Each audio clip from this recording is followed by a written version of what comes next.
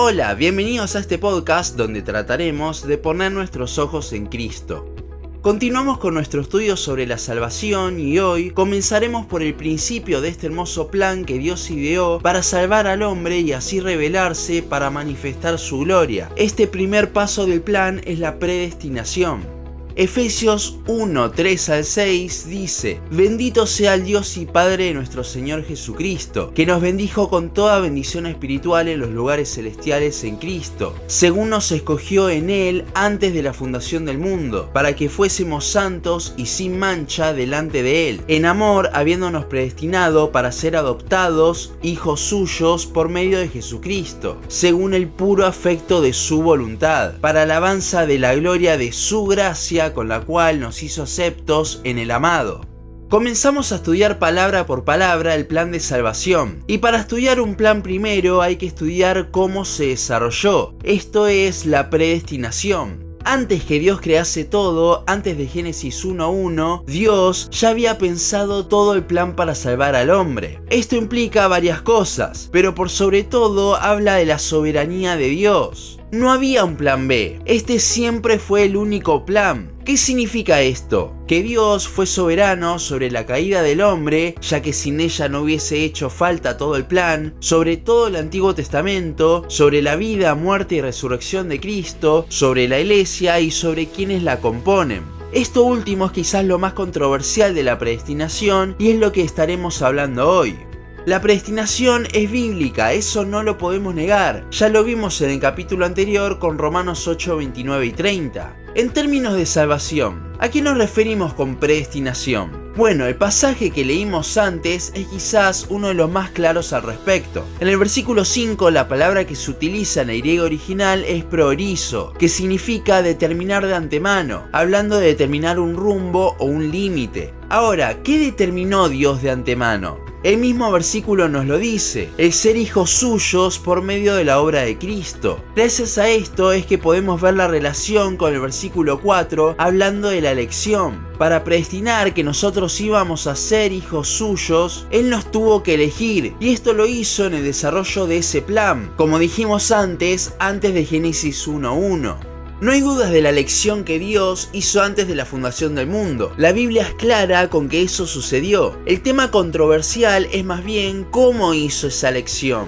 Muchos afirman que esta predestinación, esta elección, esta previa determinación de un rumbo para nosotros está basada en la presciencia de Dios. ¿Qué significa esto? Que Dios, con su pleno conocimiento de todo, en el momento de la predestinación, ya sabía quiénes iban a decidir seguirle, entonces los predestinó en base a eso. Este pensamiento es un problema, porque pone en juego un concepto muy importante, la gracia.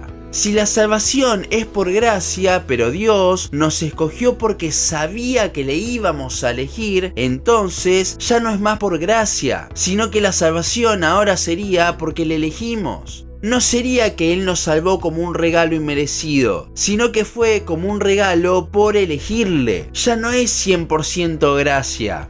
Entonces, ¿basado en qué fue esa elección antes de la fundación del mundo? Basado en absolutamente nada. No hay razón por la cual Dios escogió a algunos sí y a otros no. Si hubiese alguna razón, entonces sería injusto, porque todos somos pecadores en la misma medida, y nadie es más bueno que otros ante los ojos de Dios. Ante esto, la pregunta que surge es: ¿qué pasa con la gente que no escogió? ¿Para qué las creó? Para exactamente lo mismo que creó a los que sí eligió. Como dice el versículo 6 de nuestro pasaje, para alabanza de su gloria. La diferencia es que en algunos se glorifica por medio de la gracia, mostrándole su amor y misericordia, y en otros se glorifica mostrándole su justicia.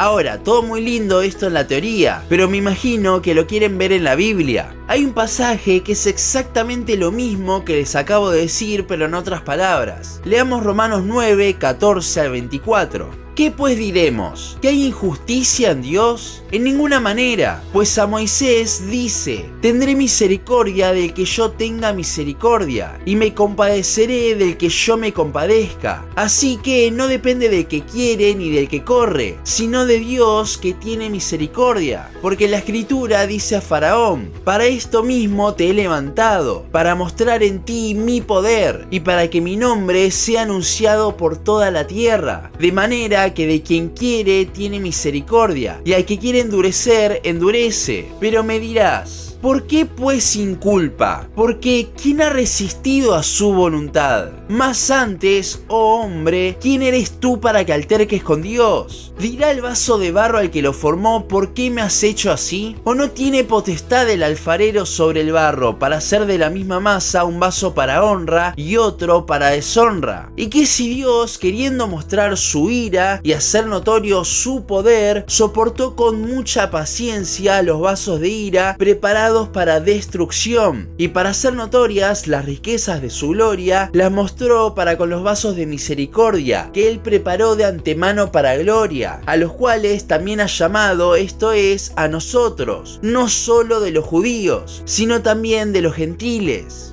Si lee de nuevo y atentamente el pasaje, verá que es exactamente lo que venimos hablando. Dios siempre ha escogido personas. Los versículos anteriores ponen de ejemplo cómo escogió a Jacob por encima de Esaú, y esto fue por pura gracia, porque lo había dicho desde antes que naciesen. No fue por algo que Jacob hizo. De hecho, Jacob se la pasó mintiendo toda su vida. También habla de Faraón, cómo Dios mismo le endureció el corazón, cómo era, como dice el pasaje, un vaso para ira, creado justamente para eso, para mostrar su justicia, su ira, su poder. Y como dice también el versículo, somos su creación, no somos quienes para cuestionarlo. Dios, como creador, tiene todo el derecho de elegir a algunos sí y a otros no. Ven, es pura gracia de Dios. El mismo pasaje nos lo dice. No depende de nosotros, depende de Él.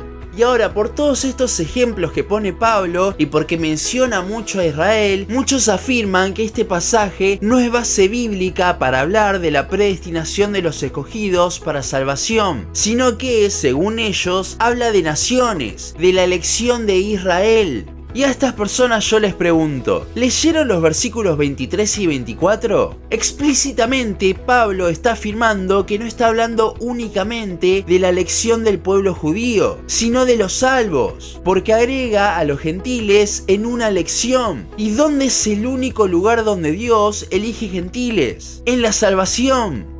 El hecho que la elección de Dios sea 100% por gracia y toda dependiente de Él, no solo nos muestra su carácter, siendo esto, como dice el versículo 6 de Efesios 1, para alabanza de la gloria de su gracia, sino que también nos quita todo protagonismo del medio. La salvación es del Señor, Jonás 2:9, y eso se comienza a ver desde el primer momento del plan. No somos quienes para decir que no está bien, porque justamente no hubo injusticia, sino gracia. Ya desde tiempos de Pablo se ve que habían personas dudando sobre la predestinación, pero debemos entender que lo justo nunca fue que todos se salven, sino todo lo contrario. Lo justo sería que todos seamos condenados, y Dios se glorificaría y mostraría su justicia de esa forma. Pero como quiso revelarse de forma completa no solo su justicia, escogió a algunos basado en absolutamente nada, totalmente al azar,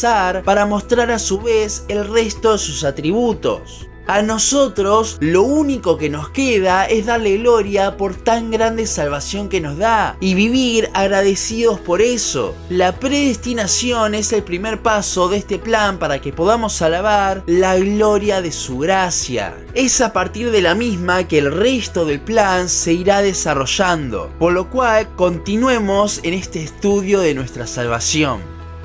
Pero hasta aquí nuestro capítulo de hoy. Seguinos en Instagram, Facebook, YouTube y Spotify. En todas nos encontrás como Los Ojos en Cristo. También seguinos en losojosencristo.blogspot.com para leer el resto de nuestros blogs. Nos vemos en la siguiente ocasión.